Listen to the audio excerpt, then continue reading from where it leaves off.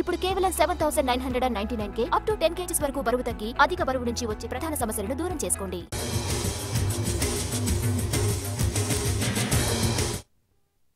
హైదరాబాద్ ఘట్కేసర్లో ఉద్రిక్తత నెలకొంది. మాజీ ఎంపీటీసీ గడ్డం మహేష్ హత్య కేసులో అనుమానితులు ఇంటిపై దాడికి ప్రయత్నించారు జనం.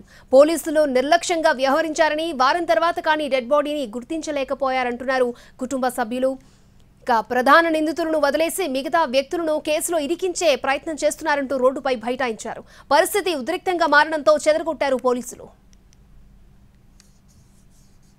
ఘట్కేసర్లో మాజీ ఎంపీటీసీ గడ్డం ప్రసాద్ హత్య ఉద్రిక్త పరిస్థితులకు దారితీసింది. ప్రస్తుతం ఘట్కేసర్లో గడ్డం ప్రసాద్ కుటుంబ సభ్యులంతా కూడా ఆందోళన చేస్తూ ఉన్నారు. ప్రస్తుతం చూడవచ్చు, ఎందుకంటే ఇప్పటికే తీవ్రంగా దాడి చేసి మరీ కొట్టి చంపారు. దాంతో ఎవరైతే హత్య చేశారో ఆ నిందితుల్ని కూడా ఐడెంటిఫై చేశారు. ఘట్కేసర్ కి చెందినటువంటి వాళ్ళే చంపారని పోలీసులు కూడా తేల్చారు. ప్రస్తుతం కుటుంబ సభ్యులు ఆందోళన చేస్తారు.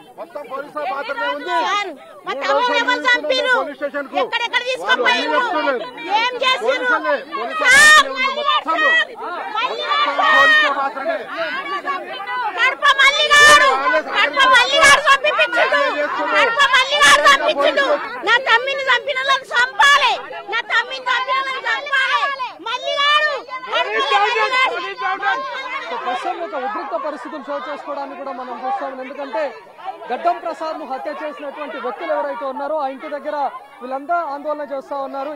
ఎవరైతే తీవ్రంగా దాడి చేసి హతమార్చారో తనను కూడా మేము కొడతామని చెప్తా ఉన్నారు. ఎందుకంటే ఇప్పటికే పోలీసులు ఇద్దరిని అదుపులోకి తీసుకొని విచారిస్తున్నారు. మొత్తం హత్య కేసులో 6 మంది ప్రమేయం ఉన్నట్లుగా కూడా తెలుస్తోంది.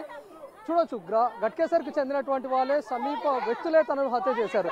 గడ్డం ప్రసాద్ కు చెందినటువంటి రియల్ ఎస్టేట్ ఆఫీస్ లోనే హత్య జరిగింది. కర్రలతో తీవ్రంగా దాడి చేసి మరి చంపారు. ప్రస్తుతం ఎలాంటి పరిస్థితి ఉందో కూడా అర్థం చేసుకోవచ్చు. ఎందుకంటే ఇదే ప్రాంతానికి చెందినటువంటి వాళ్ళే, గడ్డం ప్రసాద్ దగ్గర ఉన్నటువంటి వ్యక్తులే చంపారని కూడా చెప్తా ఉన్నారు.